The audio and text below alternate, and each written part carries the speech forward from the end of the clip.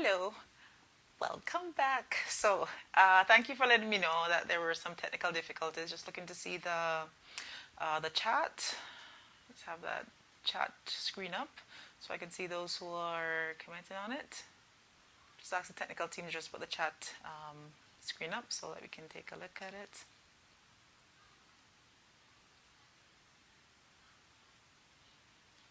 Okay. The technical guys, I'm not seeing the chat screen, so if you could just put it on the screen, put it up so that we can see those who are connected. All right, so we are back on. We're going to be sending out the link again. It should be on the same link that you're able to connect with me. Let's see if I'll need to send that link again in case you didn't get that link. For those of you who are on and watching, just share that link with you again and have you share that.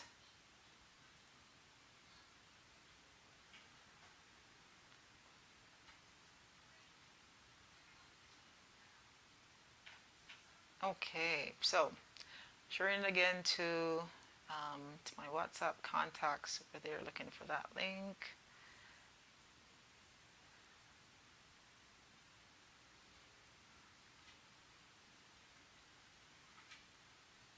Okay, you should be able to get that link to get back on again for those of you who were in the sessions earlier. So just connect with that link again, or for those of you who were on Facebook, if you just wanted to forward and share that link so those who were watching can connect with us and ask your questions. Again, we'll have the phone lines open so you can call in and share with us your stories that you've got, the experiences you've been, having with the COVID-19 pandemic, how you've been adjusting to it, what changes you've made because of this. So we'll have you share some of that information. So I'm going to encourage you to share the link again. I know some of you are coming back on. I'll give you a little time to get back online and to share the links that I forwarded to you folks. So, all right, this one's working better. Good to know that. So if you're hearing better, like that, so be sure to share out. I know a few of you still haven't come back online as yet, but so forward the link, share the links. If you're seeing me live, you're hearing the feed, go right ahead and share the links that's there so others can connect. Let me just do one more share that's here.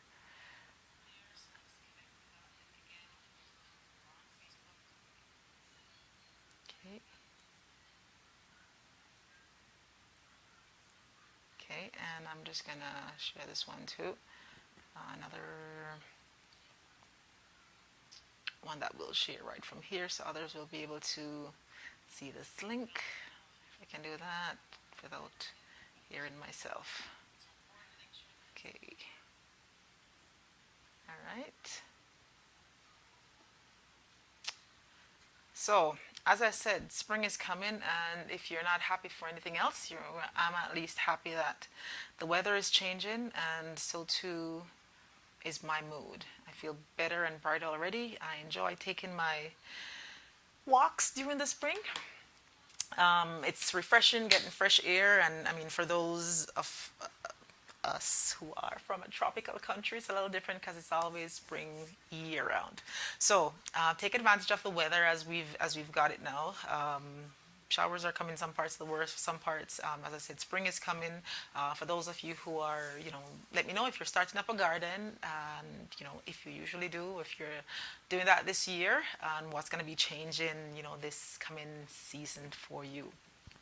Okay, again, I've got the number. I'm going to share the number again for those of you who are trying to call in. I got a few callers who were trying to access the line. So it's +33. It's on the screen too. And in order for you to call in, you need to add the number to WhatsApp, and then you can call in from there. It's +33 627 808 675. So it's +33 627 808 675. So be sure to add that number to your WhatsApp, give us a call, share with us your story, your experience, how you've been adjusting, what advice do you have for others, what strategies you've implemented, if you're coping, and even if you're not coping, because I want to let people know that it's okay to not be coping with what's happening, but sharing that experience will also be a source of encouragement for other people who are listening, or who are experiencing similar things.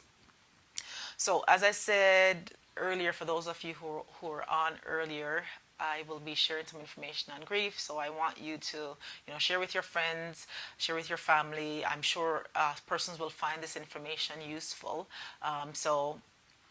For this information, share this information, leave a comment if you're on the chat. Leave a comment to say hi and let me know where you're watching from or where you're tuning in from, so I can give a shout out to you, whatever part of the world you're at, and we can keep that conversation going, to sustain us and to strengthen us as we go through this experience together. So I notice a few of you are on the line. Give me a shout out. Tell me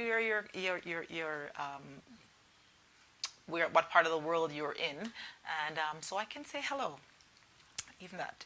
Again, the numbers are still available. I had a few callers who were waiting to call in. You can call in now. Everything should be fine with the numbers.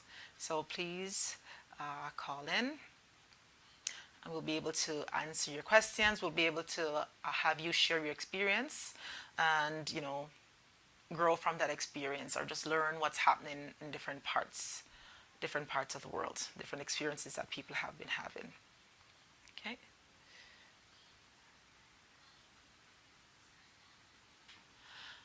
All right, so it's about 5:30 our time, just about 5:30 our time, and we have a few callers that are gonna be calling in. So I'm just gonna encourage you to call in now, and we'll just chat. As I said, we'll be talking about grief, and I've got a special person that I've asked to call in to just kind of share from her expertise, based on what has been happening with people. How can we make different adjustments? How can we fortify ourselves so that we can be stronger? How can we go through this together, and become a better version of ourselves? Because it's hard sometimes to go through change, but knowing that the only thing that's constant is change, give someone a consolation.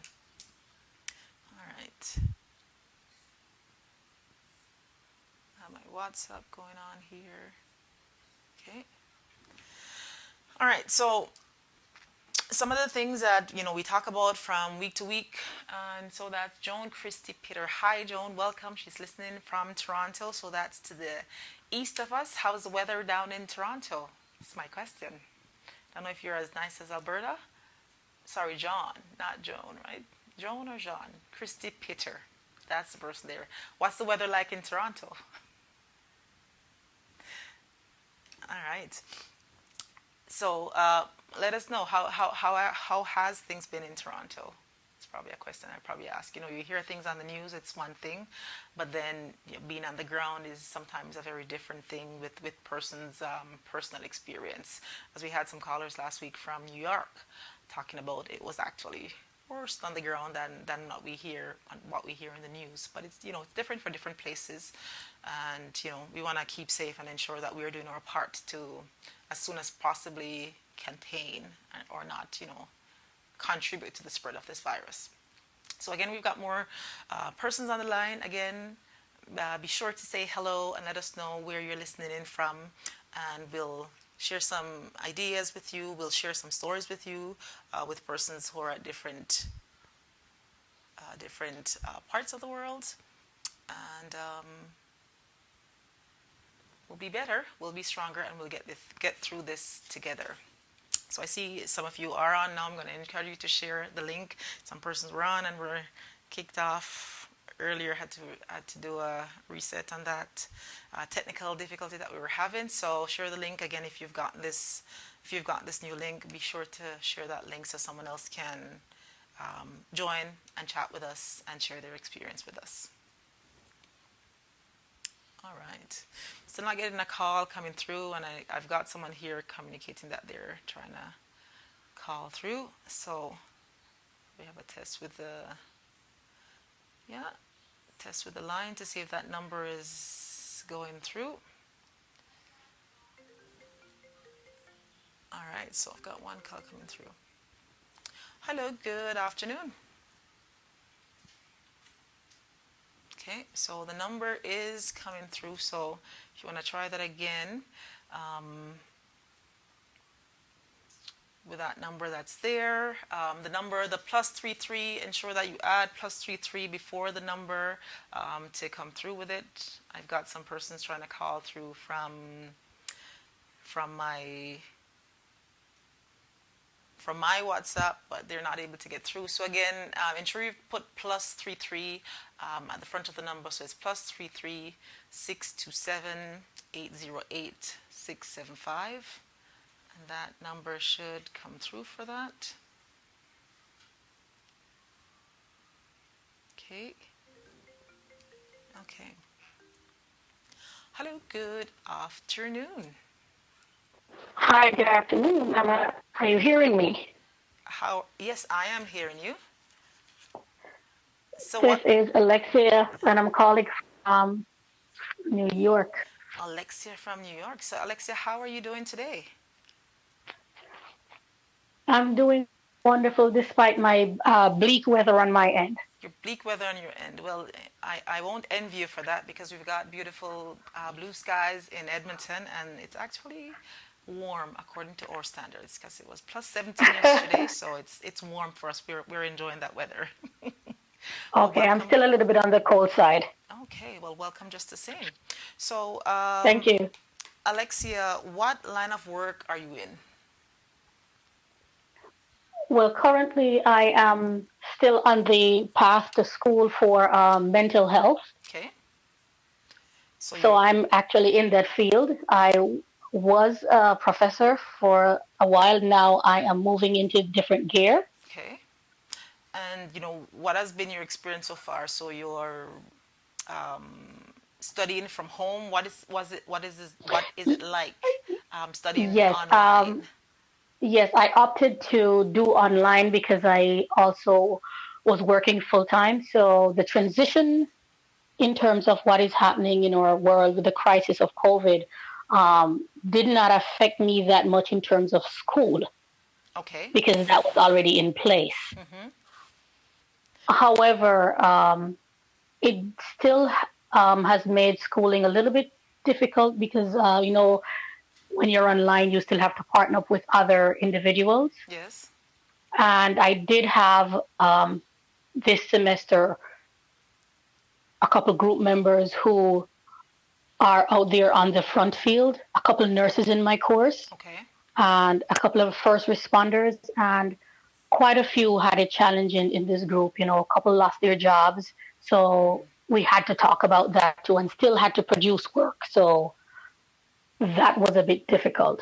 Okay. Okay. Or is a bit difficult still. So what have been some of the adjustments that you've made, with, your class being affected? And I didn't even think of it along that lines. We've spoken to high school students and to university, mostly first degree. So they're just going, they live at home and they're attending school. But for those who are actually employed and also going to school, or they're employed full time and going to school, that would pose different challenges. How have you been dealing with it, or your group, considering that it's, mental health that you guys, that's a course that you're actually in? Yes. Our group has stayed connected through, we've created a separate, texting app for us to check in with one another. Those who are working in the group, who are frontline workers, we stay connected by letting the floor be open in terms of communication if they need to talk, if they need to de-stress. Some of these people are the first time, working from home also, have more multiple kids. So that's also another stress, even if they're not going out. We've also taken the time to remember to do self-care. It is very, very important in this time to do self-care. Okay. It is very vital. Self-care meaning you have to take some moment, some time out of the day in between all the chaos, the news, the busyness of it all. and take some time to reflect and just sit in a space where you can decompress all the things that's going on. Okay. And it's good that you mentioned that. As I was talking earlier, that we just wanted to talk about a little bit about grief, because previously when we heard about the coronavirus, it was persons who were far, someone that knows someone who was affected by it. But now the circle has gotten Hmm. closer, and we know of families, or we personally know persons who have been affected by the coronavirus. And persons are going through grief, and it may not even just be persons whose family members have caught the virus or have died because of the virus, but loss of job, loss of that sense of community, the isolation that they're going through. There are lots of things that people fear, or people are going through grief. So talk a little bit about grief. What are some things that people will see if they're going through grief, and how are some ways that they can counteract that? Yes, definitely. You did make a good mention in terms of grief, not just as in loss of a loved one, but any kind of loss can be seen as a grief. Okay. You're grieving the process of losing something that you once had. In terms of people, that's a big loss. You know, um, to think about, someone's here, and you're enjoying the time, enjoying the memories that you're creating, and then they're no longer hereby, especially something so tragic as the coronavirus that no one anticipated. Right. So, it's not like it was planned for, not that you can plan for death or plan for grief, Mm-hmm. but sometimes it's even harsher when it's more like an epidemic. So it's not just isolated. Now, more people on a grand scale are losing. What I do find definitely helps is talking. Okay. I know sometimes when you go, through these experiences, individuals tend to shut down or not, but actually opening up and finding a safe space Okay. to let those feelings out, let those emotions out, let people know how you're feeling. Okay. It is very uncomfortable for some people, and it's very hard for some people. Mm-hmm. But if you can find that one person that you could let into your world to let them know how you're feeling, Mm-hmm. and actually what I've seen that has helped so far is not just only letting someone know, Mm-hmm. but actually letting them know what they can do for you. Okay. Okay. And that is the extra step in terms of, you know, loss of jobs. Like for me, um, our group, in terms of the schooling, is a safe haven for my colleagues to talk about not being able to work or losing their job, and we find hope Mm-hmm. in the fact that life is still going and it is still moving. As tragic as it is, um, there is hope because people are getting better. All right, and Alexia, I just want to pause 1 second to just encourage people to share, to like, to comment. And, Alexia just made a good point that hope, life is still going. And for a lot of us, things seem hopeless in a time like this, but, just an encouragement, or a nugget there that you share, that we still can find hope because life is still going. So, yeah, continue for me, Alexia. Yes, and you know, if you have your family members, now is a good time to even reach out to the ones you probably haven't reached out to in a long time. Kind of build that bridge, Yeah. open that door for communication, Okay. and it's also a help to settle the mind for things that sometimes we don't talk to certain people or certain family members because Mm-hmm. of whatever the reasons that we've come up with Yeah. or come up on. They've done you something, you've done them something, and now you've had a separation of heart. So with all these things that are going on, and because it is evident to us that life is not granted Mm-hmm. or permitted, so to speak, now is the time to kind of build back those relationships. Find it, you know, say within yourselves to, reach out. Don't wait for that person to reach out. You reach out to them to kind of build that bridge, build that communication so you can have, a oneness of heart again. Because I think that is what is so evident, especially in the epidemic that's going on. We're realizing that what we really need is the oneness of heart. And you've seen that with the frontline workers, Yeah. you know, is the oneness of heart that they continually get up every day, no matter how fearful they are, to go out to do their jobs. So what I get from you is we have to seek reconciliation. So it may involve forgiveness of friends, family members that we haven't, connected with in a while.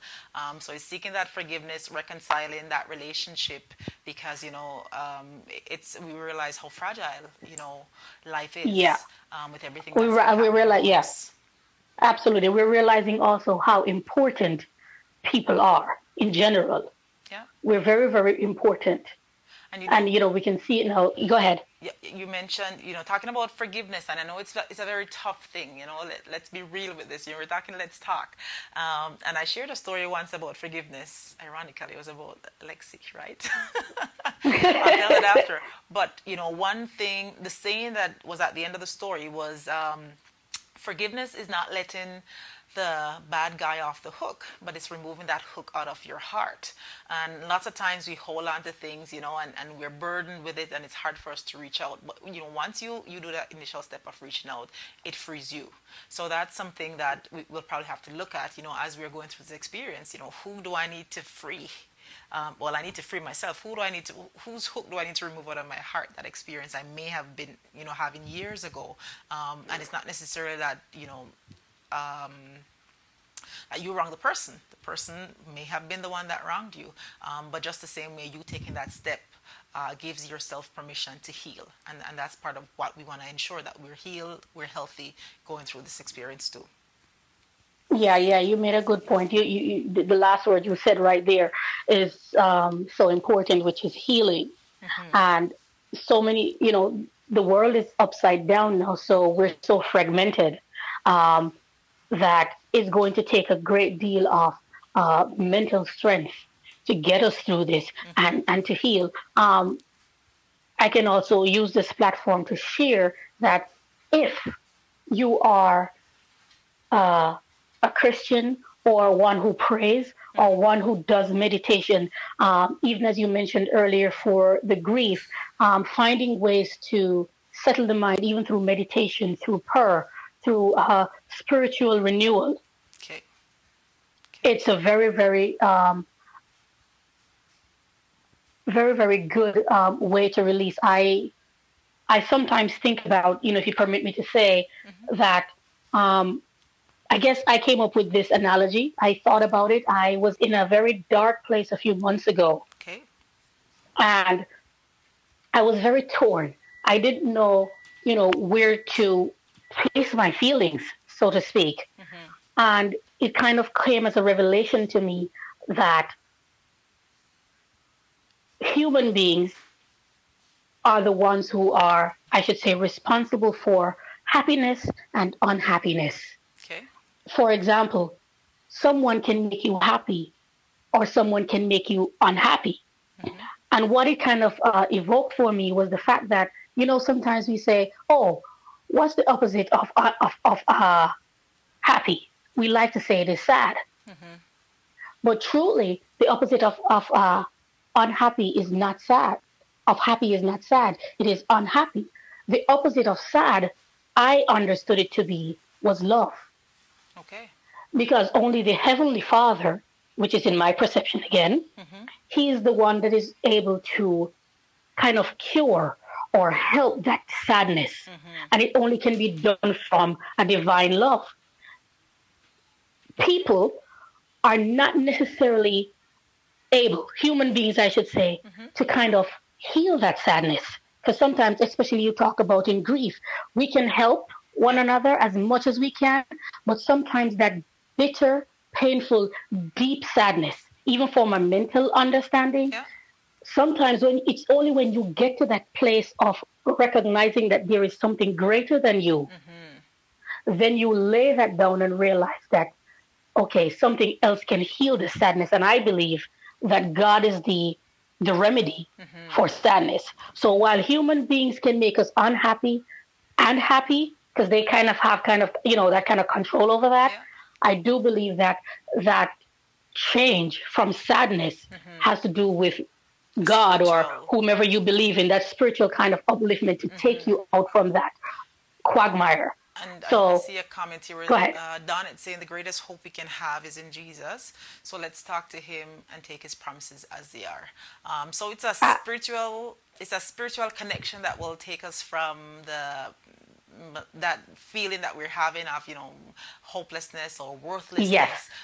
So that kind of transcends whatever probably medical things you may be having, or even the instructions that we give as to eating healthy, exercising, because all those things are good.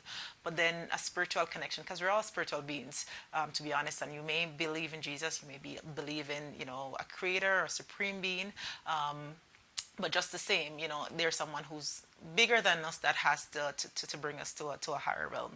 So absolutely, absolutely. yeah. And for anyone who, you know, loss is relative. We might not go through the same experience, but we can identify Yeah, with the feeling of loss that's for and, sure. pain. So So tell me for something, me, Alexia, for someone yeah, who they're going through this now, they don't know what to do, they don't want to talk to anyone, things that interest them, they're not, at what point should someone seek medical help, or seek intervention if they're going through a period of loss and they just can't seem to find their way out? yeah, I would recommend for someone who is, in this process, if you say, for example, you've gone a week without talking to anyone. You're not coming out of your room, because we can't come out of our houses now. Yeah. But if you're not coming out of your room, you're not adequately or sufficiently eating, or eating too much. When if you find yourself being very sad, and this again is where I come from. It's not unhappy, because Yeah. unhappy, you can do things to make yourself happy Yeah. and relieve that kind of tension. But if you feel yourself being sad for a long extended period of time, a couple of days, a couple of weeks, then it would be quite efficient for someone to now seek To seek help. intervention or help. Okay. They have several, they have hotlines you can call. For now, they have the intervention coronavirus hotline if that's the issue.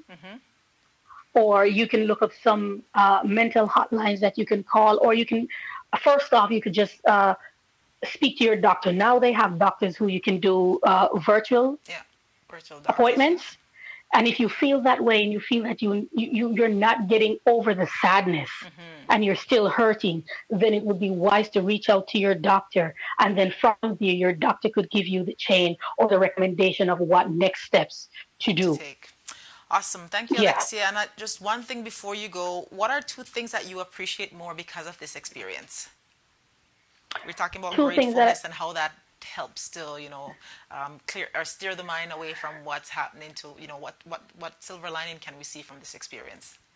Yes, for me, I have become more appreciative of my family. Not that I wasn't before. I Yeah. love them. I love them. But just being able to stay home. Just a little sidebar. My mom is disabled, and my grandmother is 85, which I am so enthralled and happy about. And just to find that time to spend with them. Yeah. Because normally I'd probably gone to work or finding something to do, but just Right. being able to sit in their presence and even just learn something that I didn't know before, them sharing their experiences, has also given me perspective. And the other part of it is that I'm able to physically look outside my window still, Okay. and I can still see God's hand at work. Even the rain that's falling, the sun that's shining, for me, those things are gratitude. So you're enjoying nature. You're Yes, appreciating absolutely. And nature. I also enjoy art, and I Awesome. like to paint. All right. So So those that's a things good are way really good. for sure. Yes. All right. Well, thank you, Alexa, for calling in. I hope you, keep safe, stay safe, and give our regards to your family. Yes. Thank you. And for everyone out there that's listening, I hope you find some time to do self care. It's Okay, important. awesome. All right, thank you, Alexia. All right. Thank you. Okay. All right, so for others who may be trying to call in, you can go ahead and try calling in again. That was Alexia that we heard from. She's in New York, studying along the lines of mental health and sharing some information there. There are lots of information there to be gleaned. So again, share this link with someone you know that this could be of value to. Share that link, and I'll just put up a presentation to just kind of talk about something along the lines of grief until the next caller calls in. Again, for those who are on the chat, let me know where you're from. We've got Jean, Joan, I think. That's from Toronto. Donnet is also on the line. That's my mother. Hi, Donnet from Jamaica. Love the family support. Can't say more about that. So others who are there, please just let us know your name and where you are tuning in from, and how do you find this program. Again, as I said, some persons do text me offline after the program and let me know how they're finding it. But for other persons to let's know what could we do differently. You know, how else can we support, or what else do you want us to talk about in this setting, so that we can bring things to the fore.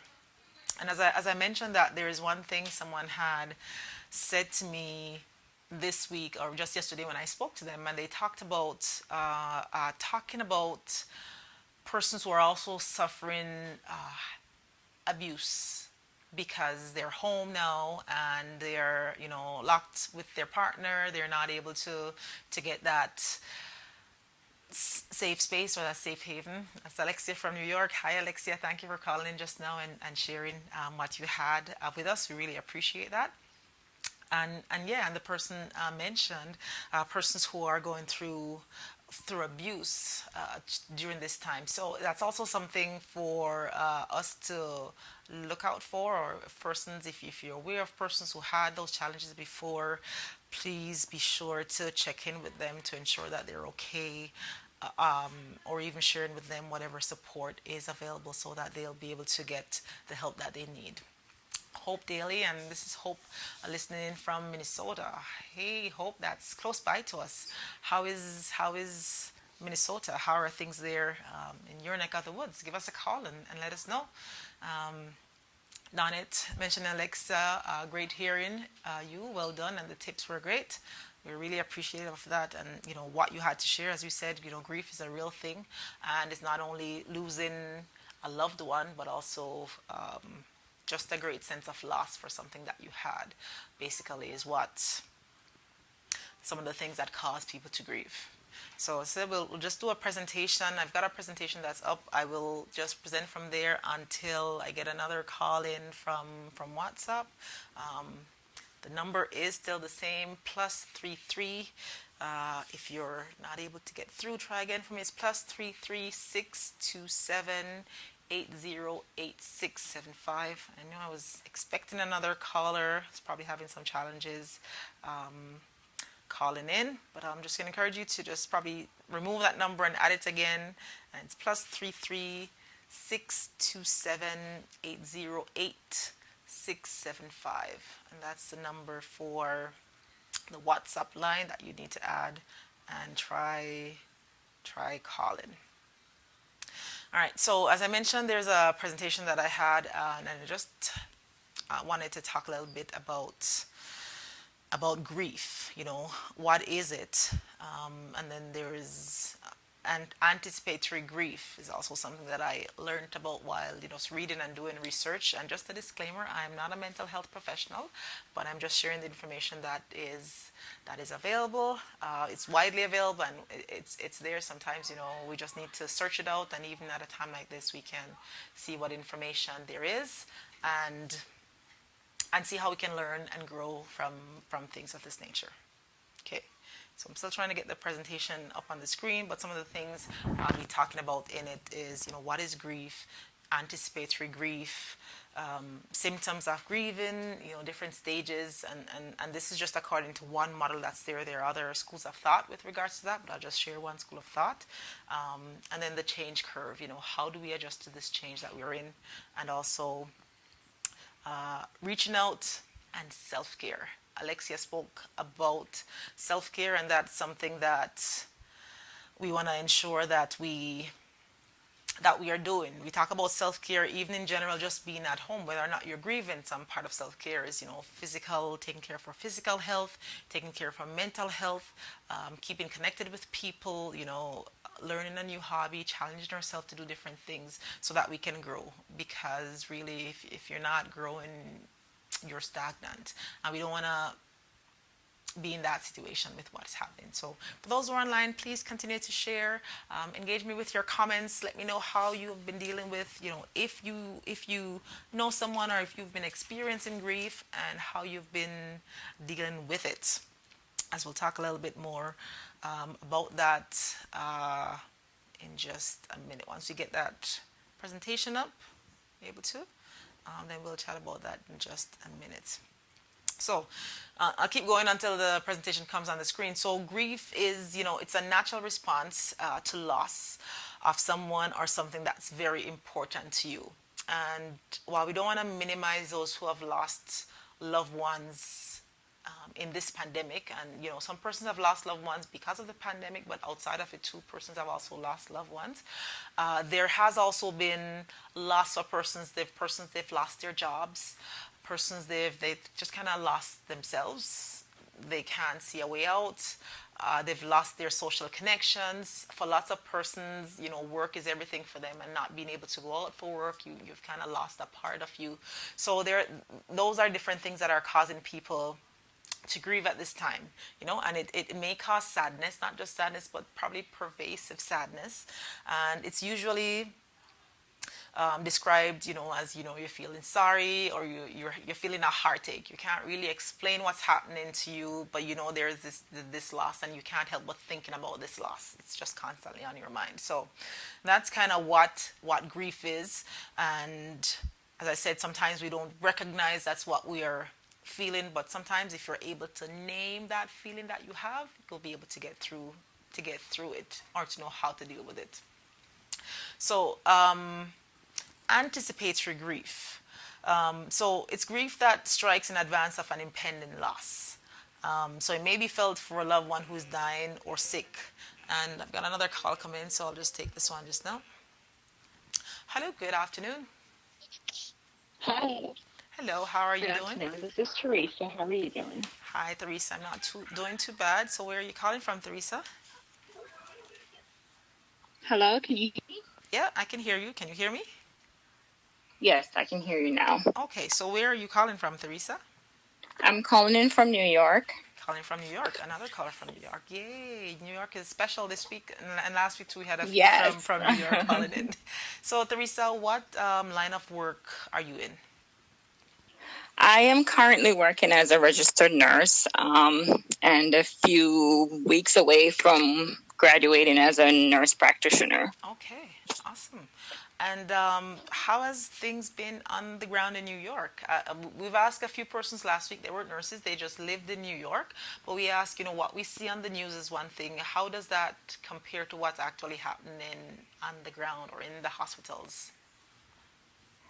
Well, I can say I'm currently working with two different health systems in New York, and in comparisons, just on a weekly basis, there has been a tremendous reduction in the admissions of COVID-19 patients, and also there has been an increase in the amount of patients being discharged. Okay. One of the health systems that I work with on a Friday just discharged the 600th patient, COVID-19 patient this past Friday. So that was something really exciting at one of the locations, considering how many admissions and discharges we weren't looking to have in the near future based on how filled we were.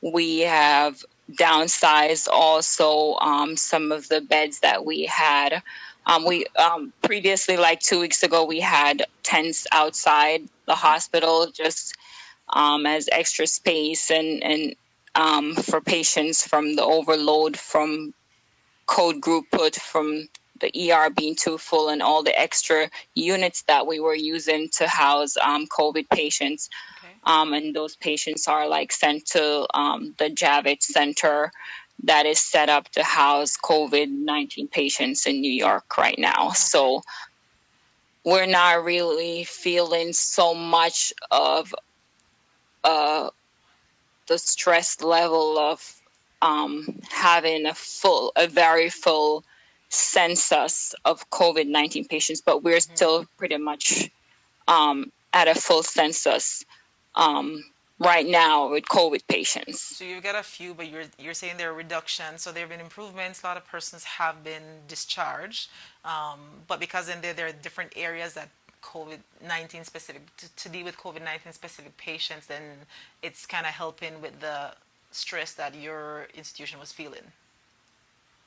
Correct. Okay. So, Yes. like, what are some of the things? Because, I know some people still think it's a disease that only affects older people. What have you seen? Is it specific to one group of people? Like, how has it been for those who have come through? And I know there's lots of information that you can't share. Nothing that will, that is specific, just in general, who does it affect?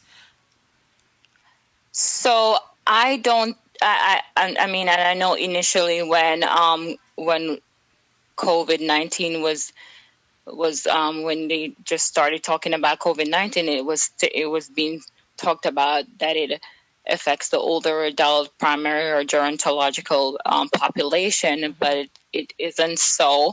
And I can say age because this 600 patient that was discharged from one of our subsystems on Friday, she was 19 years old. And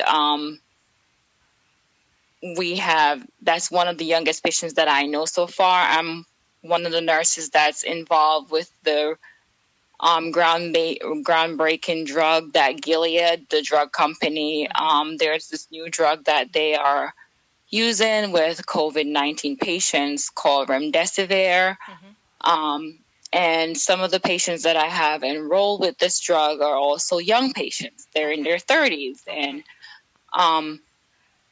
and so some patients stay on the drug, some patients are not. It's a 10-day, they stay on the drug for 10 days. Some patients are only on it for 1 or 2 days because they're not able to stay on it. This drug affects the kidneys, and COVID also affects the kidneys.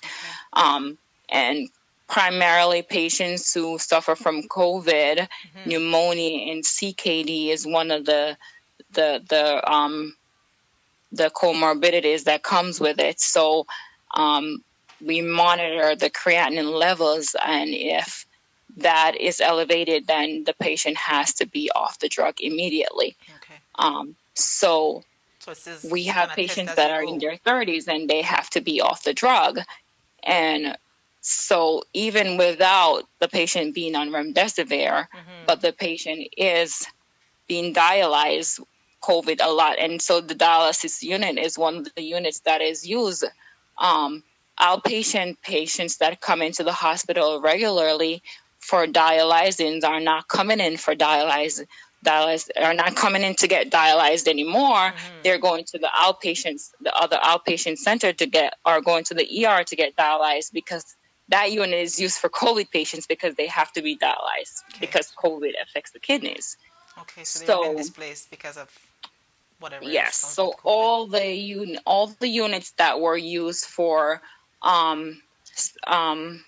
elective surgeries, elective procedures were all designated COVID units, and a little bit of those were coming back this week. The OR was now a COVID unit. Endoscopy was now a COVID unit. Everything that were elective, colonoscopy unit, everything that were used for elective outpatient procedures were all COVID units. And so the opening of the Javits Center took away some of that pressure from us. So this week the hospital is starting to accept some of their elective surgeries again. and this will kind of like ease some of the financial burden that the hospitals are feeling. And now with the governor, with the Senate passing that bill, then it will be better and easier for the hospitals to And start I just bringing wanted to in pause back. 1 second, Teresa. I'm seeing on the chat here, Donnet mentioned COVID-19 is spreading in our parish. She's in Jamaica, of Clarendon, but people are just going about their usual business. And, that's part of it, what I said. Some people think everything is okay. It's fine. It only affects one group of people. But, as you're saying, it doesn't respect any age. Doesn't respect your race, doesn't respect your socioeconomic standing. Like, it's an equal opportunity virus, if you want to use a term for that. So persons all need to take their precautions, even if they're going out, to be safe when they're going out because of what's happening. It is, and what I've also noticed on my social media, mainly my Facebook page, is that I've seen people um, racial stereotyping, stating that COVID is affecting Black people, but they were also saying that minorities are not affected by COVID in the beginning as well. Yeah. And what I can really say is that I feel like, and this is just solely my opinion, I feel like the communities that are affected, and based on the admissions of the census of COVID patients that come in, a lot of patients that suffer from COVID have comorbidities that affect African American communities, diabetes. And a lot of patients, a lot of African Americans are not really compliant with medication, with follow-up appointments. And and I'm sorry, I'm from Jamaica, I'm from the Caribbean, and they tend to not want to adhere to teaching, like, okay, do not eat this, do eat this, and they'll want to just continue to eat what they know, and it's hard to break from what you know. And a lot of the comorbidities, if you have underlying diabetes and kidney problems and asthma and all that stuff, that does not help you. And another thing is, if you live in areas where there's density and population and you live on top of each other, and just want to say that because maybe people will understand more if I said, if you live on top of each other, and there's a lot more people living in a household, and I know a lot of times we have to live like that in order to save, and so that we could save and then we could branch out on our own, because that's how a lot of us make it here, and that's how we start out. And that's why we don't practice social distancing in our home, and everybody go out and work and come back in, and we still go about our businesses, but at the end of the day, we still end up infecting each other.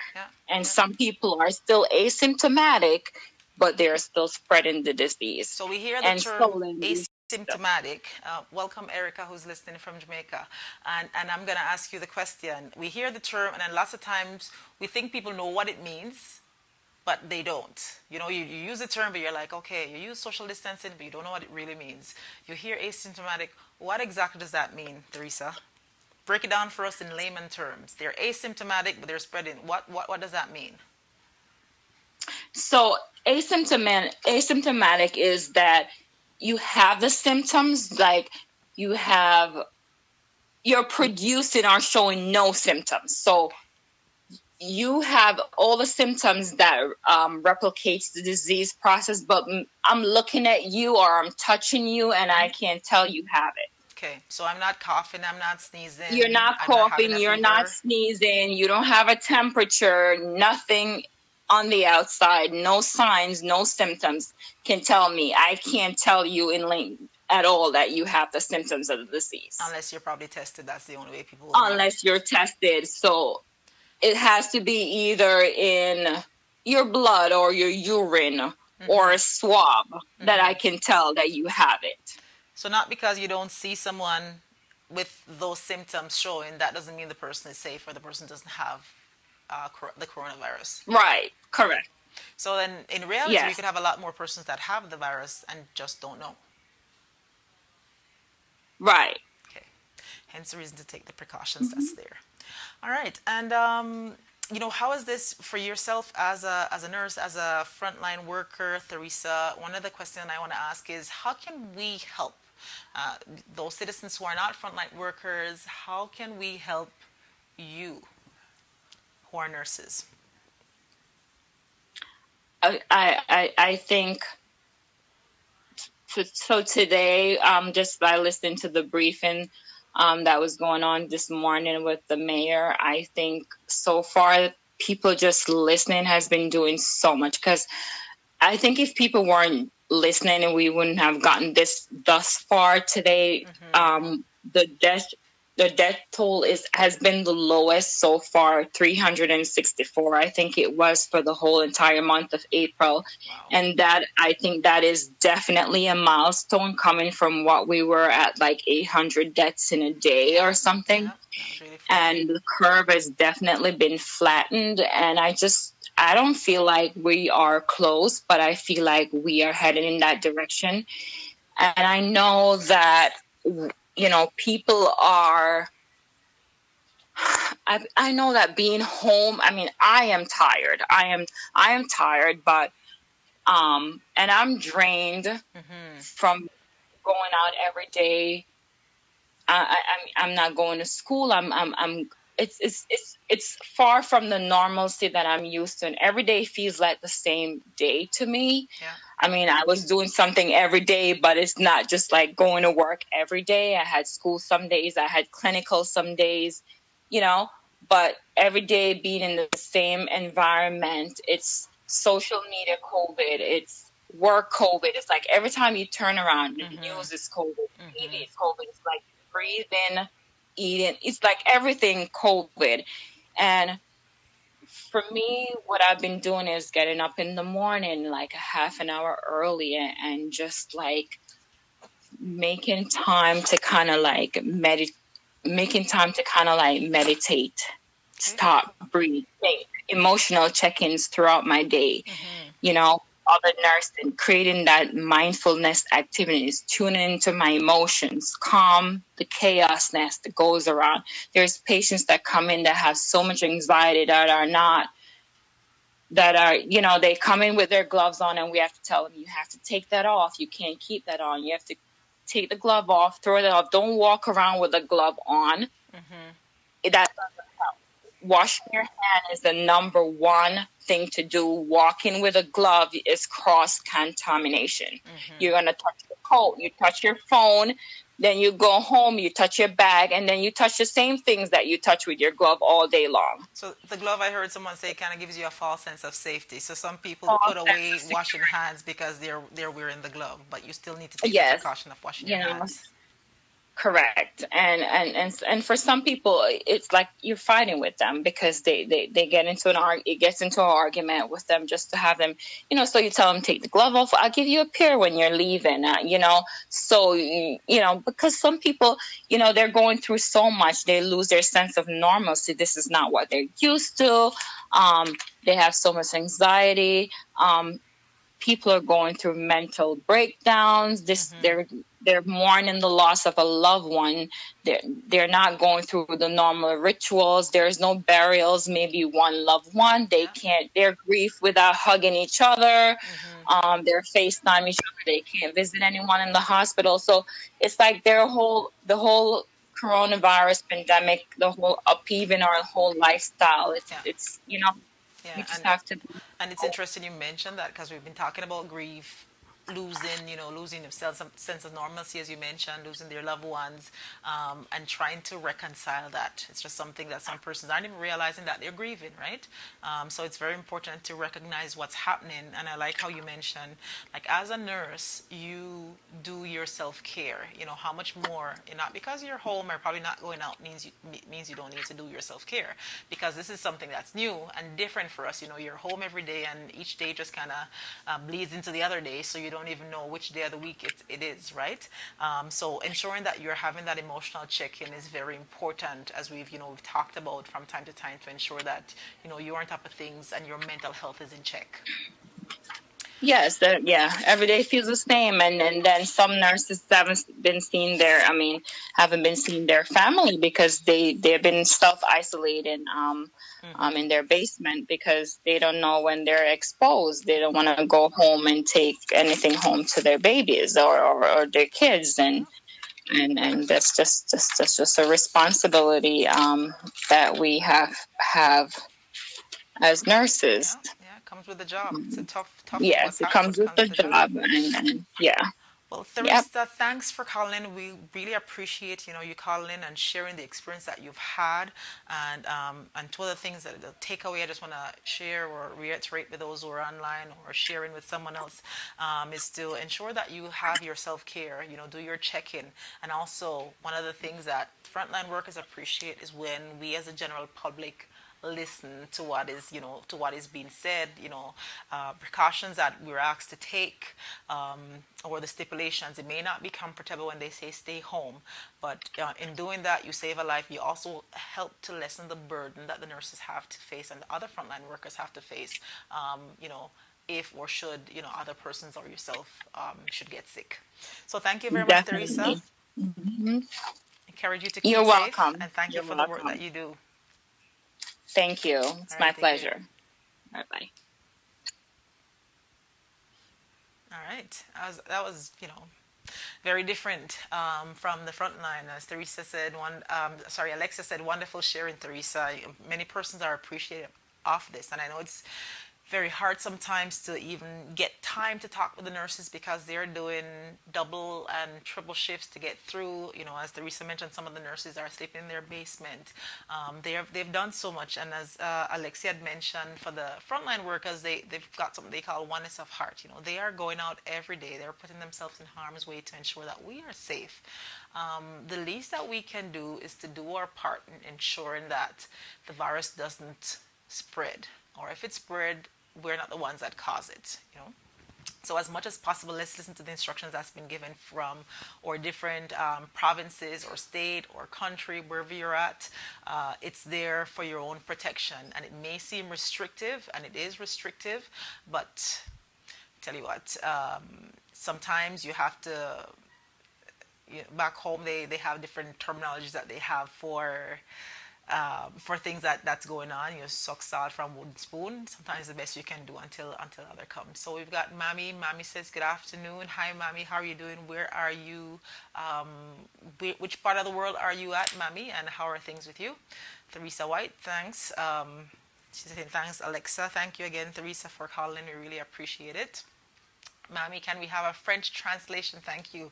So I am going to ask the technical team to talk about that option for a French translation because I only speak English, but I know this station is primarily for French, so that's an option that we'll seek to have too for a French translation of the program, so other persons that are engaged will be able to understand more clearly in their language. So we'll definitely take that as notes, Mammy. Yeah, so again, others, if you want to call in or ask your questions or make your comments online, and I'll be sure to engage with you. What's there? I did say I had a presentation. Let's see if I can get that up on the screen. Try that just a little bit. Okay, so as I mentioned, let's talk grief. There are some things that we're talking about, and as both, the two callers that we had, Alexia and Theresa, that called in, talked about different things. One of the things Alexia mentioned, grief is, you're losing something or someone that was very important to you. So it's not. Lots of times you associate grief with just losing a loved one, losing a family member, losing a friend, but a loss of a job or a loss of normalcy is also something that people will grieve about. So that's one of the topic that I thought of sharing with us today. It's usually described as sorrow and heartache, as I mentioned, and it may cause sadness, and you're constantly thinking about that event or that loss that you have. The next slide. Okay, so I think I've jumped a slide here or two. Let's wait a minute.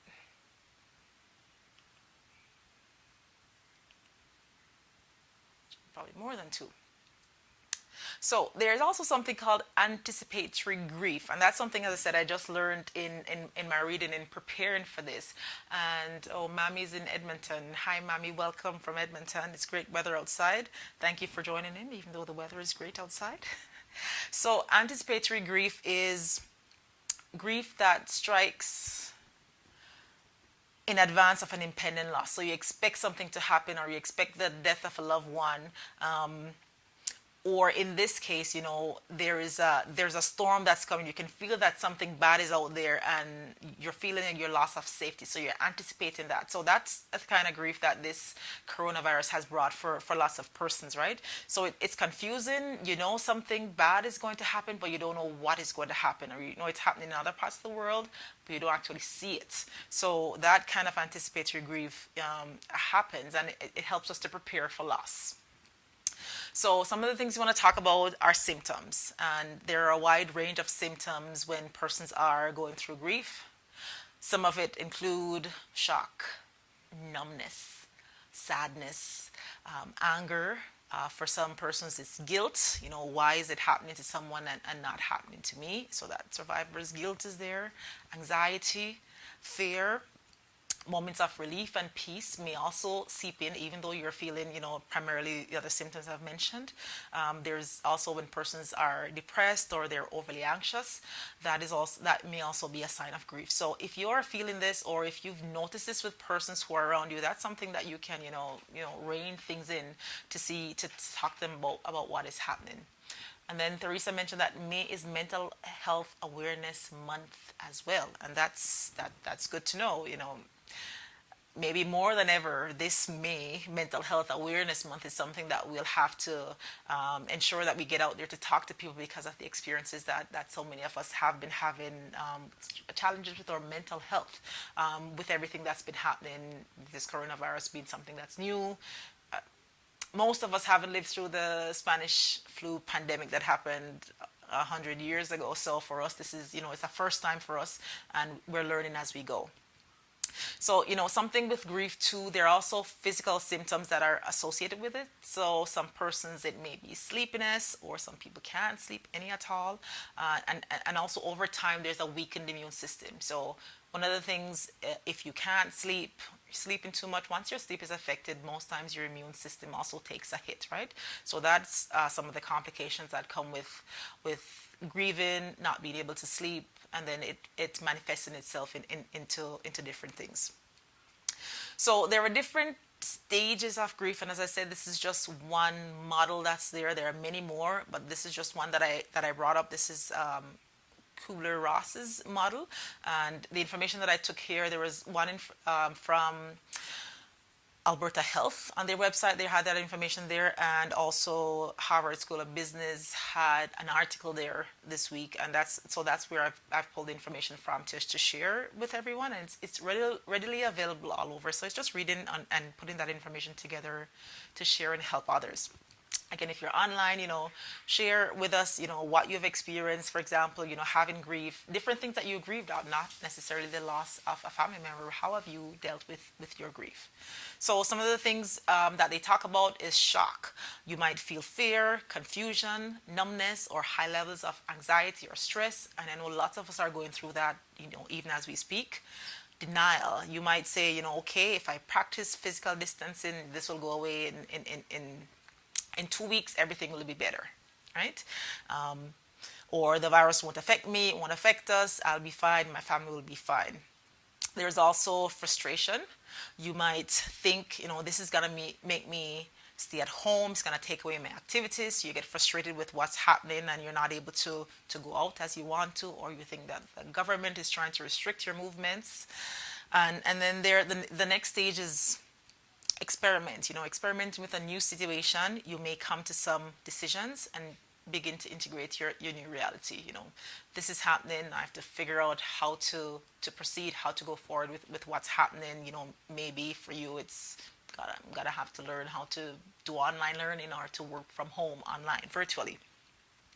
And then the final step in this model is acceptance. You can find some control in acceptance. You're gonna say, okay, I'm gonna be doing hand washing, I'm gonna do physical distancing, and the lines are still open to call. So if you want to call, be sure to call, and we can connect back with the conversation that we're having. So you're talking, we're gonna do physical hand washing or physical distancing, or I'm gonna work virtually. And it's a process that takes time. It doesn't happen overnight, but it has to have some intention. You have to be intentional in having that acceptance. And to be honest, it says some days you'll feel like you're accepting it, and some days you're like, I don't want anything to do with this. And it's not linear with the stages of grief, so people can grieve at different points. It may be different entry points for different people, and as I said, there are different models too. So for other persons, it may be totally different how they react to grief, or the different stages that they go through with regards to grieving.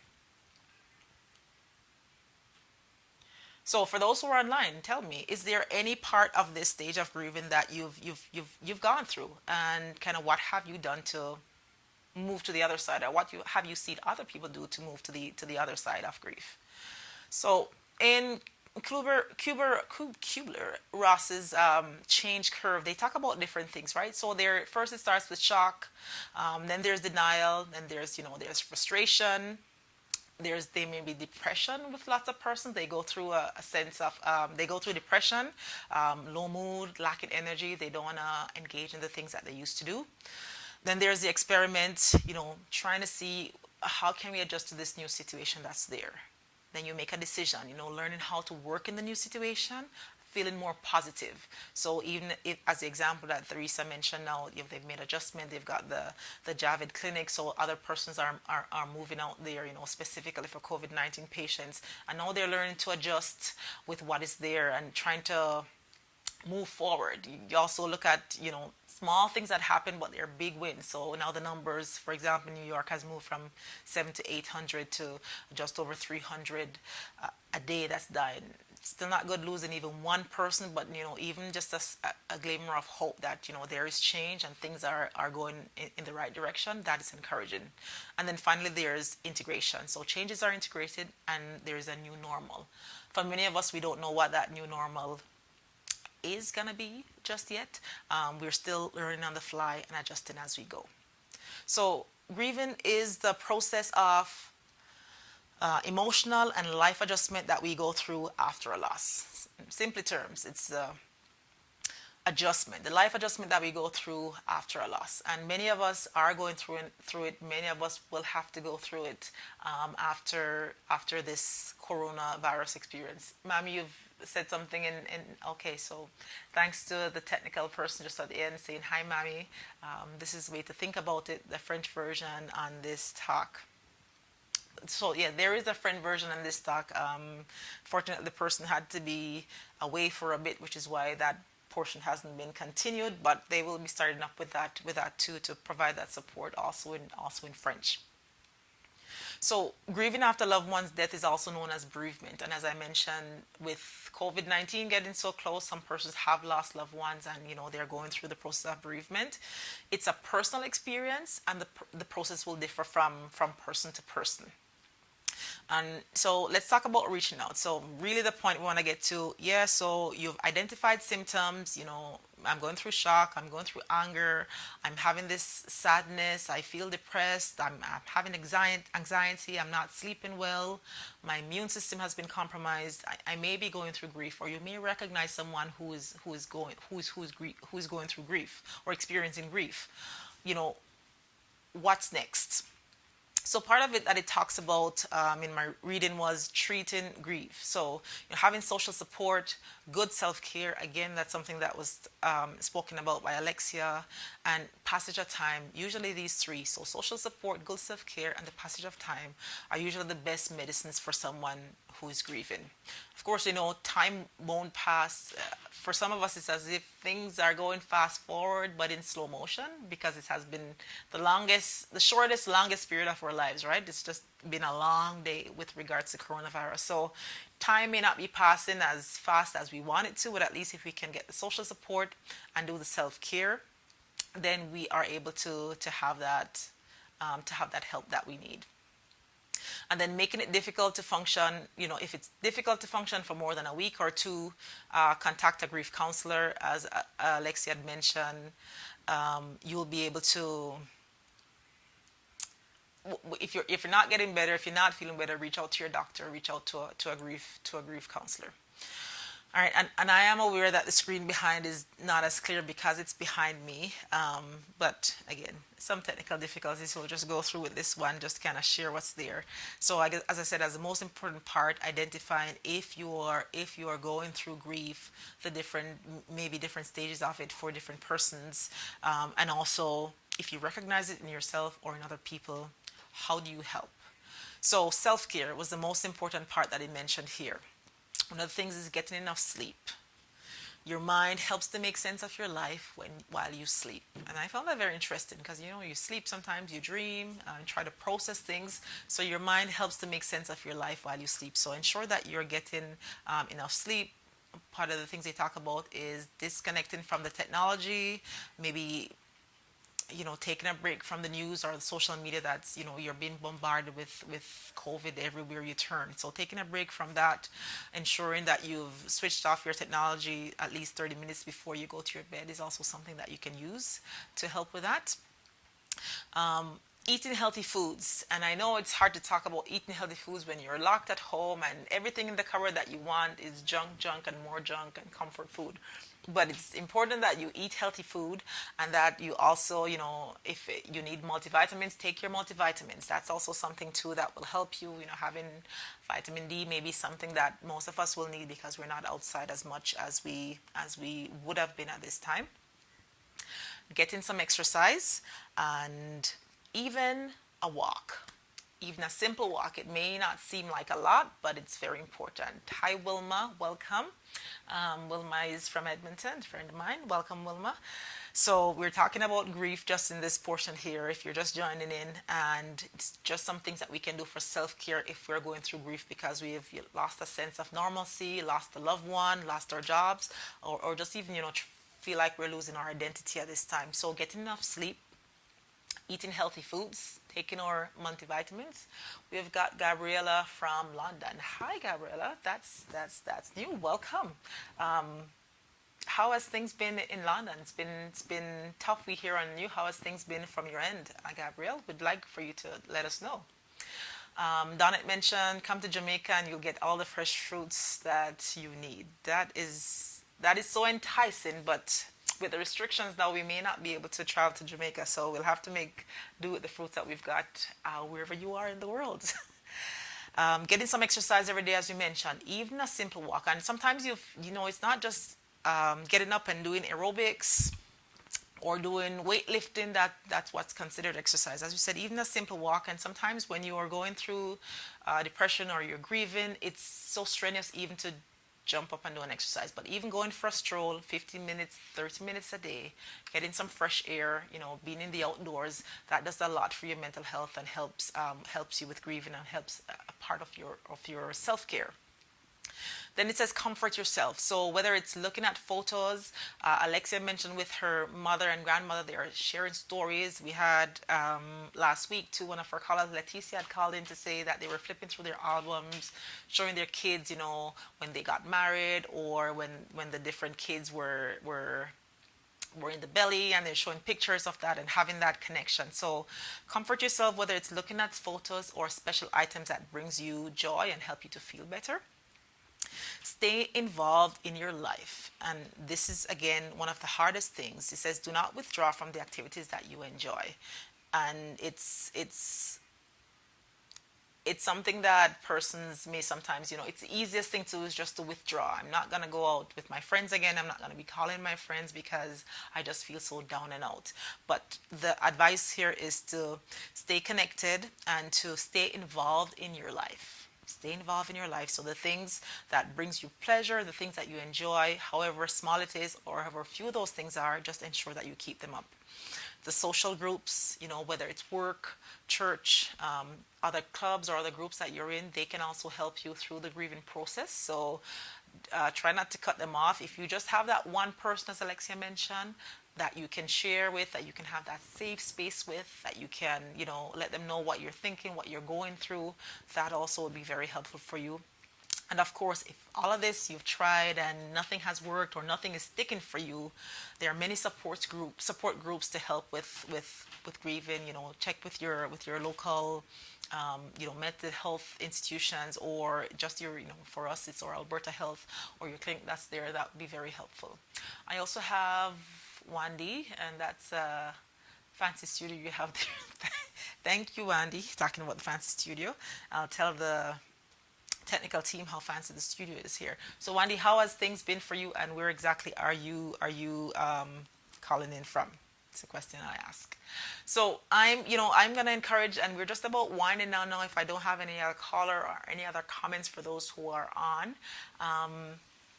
I want to thank you for tuning in today. Hi, I'm from Arabic. That's Philomena. Welcome, Philomena.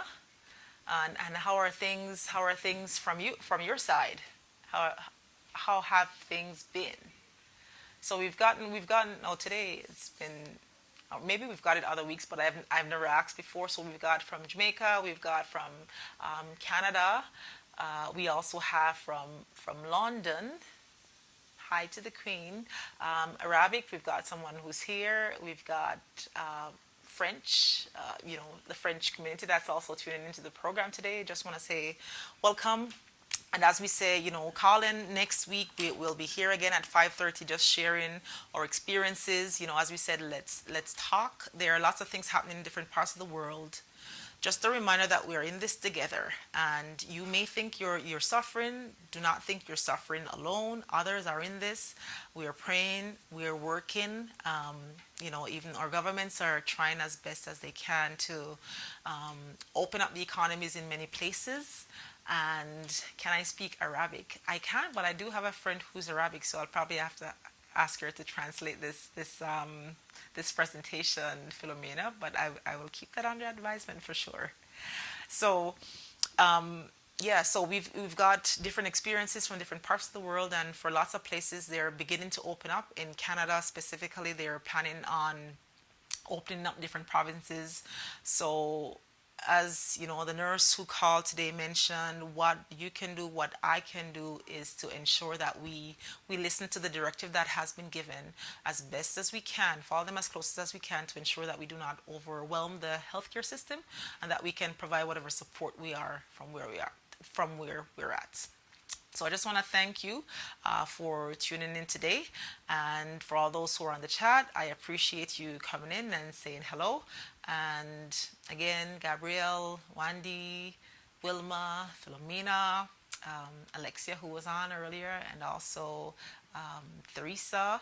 Welcome, and thank you for chatting with us. Until next week, until next time, 5:30 Mountain Standard Time. 5 o'clock Mountain Standard Time. We'll be here again to share your experiences and encourage others who are there. If you or someone you know are going through experiencing grief, be sure to share this link with them so that they can find some encouragement and know that we're in their corner for them, and there are supports that they can have to get through this together. Until next time, this is Sharonette. Hoping you'll have a great week. Take care.